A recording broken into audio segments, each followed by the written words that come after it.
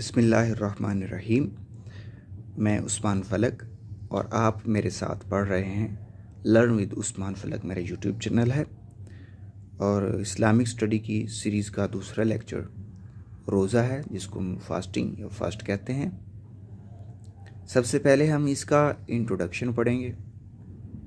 तो इंट्रोडक्शन में सबसे पहले इसका मीनिंग लेंगे। बाय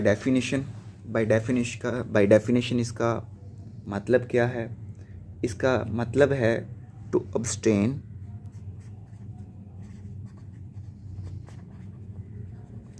अब्सटेन कह लें या स्टे एट रेस्ट।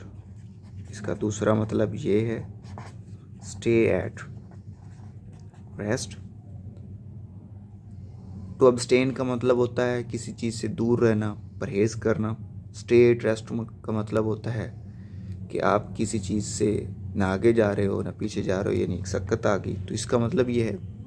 ये इसका डेफिनेशन है। लेकिन जो मोस्ट प्रोमिनेंट इसका मतलब सही लगता है टू अब्सटेन है, यानी परहेज़ करना। फिर इसका इंट्रोडक्शन में फर्दर पढ़ते हैं कि ये फ़र्ज़ कब हुआ। तो 2 हिजरी को, 2 हिजरी, 2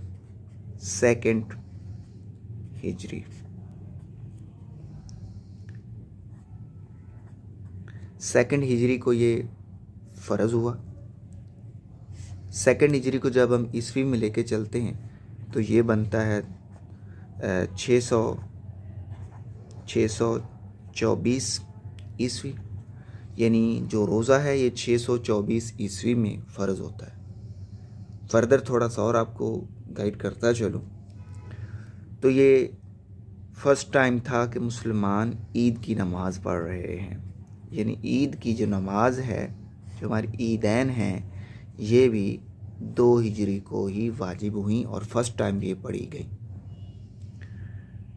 और कुरान में इसका हुक्म आया है, सूरतुल बकरा है, सूरत बकरा में, अल बकरा,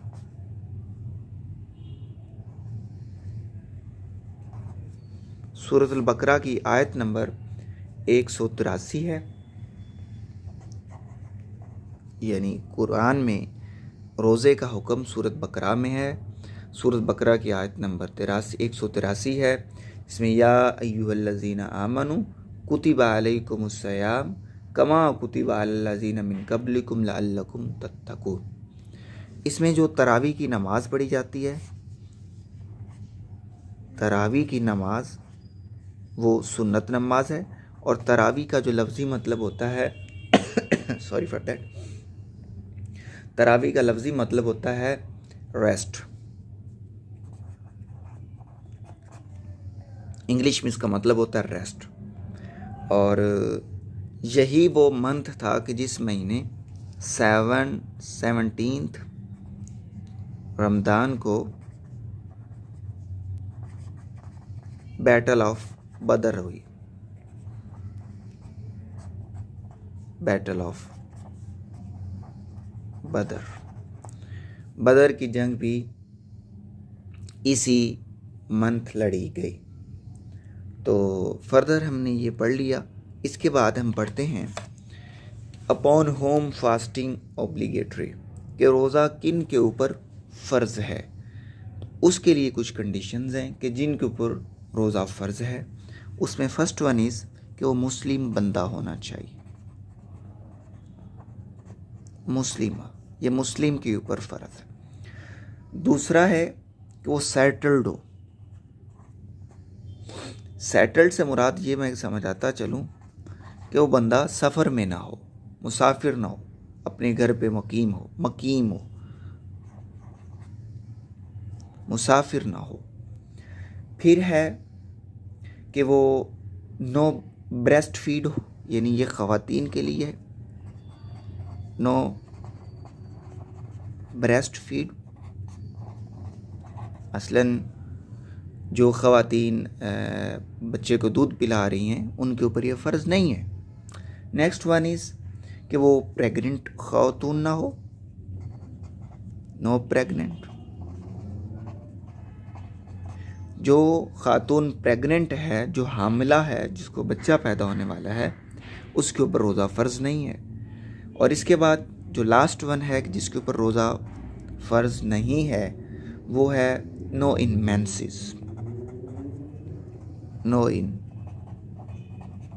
मेंसेस कि ख़ातून जो है, औरत जो है वो मेंसेस की हालत में ना हो तो उसके ऊपर रोज़ा फ़र्ज़ है। ये हमने पढ़ लिया कि इनके ऊपर रोज़ा फ़र्ज़ है। नेक्स्ट वन कि ब्रेकिंग एंड इट्स पेनल्टी। कोई बंदा रोज़ा तोड़ देता है तो उसकी ब्रेकिंग हो जाती है, तो उसकी पेनल्टी क्या कुरान में या शरीयत में पेनल्टी क्या बयान की गई है? यानी अनइंटेंशनली कोई बंदा ईट करता है कोई चीज़ या ड्रिंक करता है बिल्कुल होशो हवास में, तो उसको कहते हैं वो रोज़ा तोड़ दिया। तो हमने उसकी पेनल्टी के बारे में पढ़ना है। पेनल्टी क्या है कि वो 2 मंथ रोज़े रखे, 2 मंथ फास्टिंग।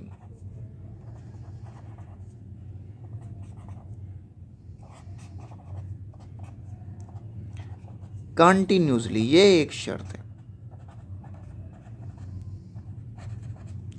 कि ये कंटिन्यूसली 2 मंथ रखेगा। अगर कंटिन्यूसली नहीं रखेगा तो उसकी शर्त नहीं पूरी हुई, पेनल्टी नहीं है। अगली इसकी पेनल्टी क्या, या और, ये और है, या फिर वो क्या करे, फ्री अ स्लेव, एक गुलाम को आज़ाद कर दे। और या अगर ये नहीं कर सकता तो क्या करे, फीड और क्लोथ 60 नीडी पीपल, 60 यानी 60 नीडी पीपल।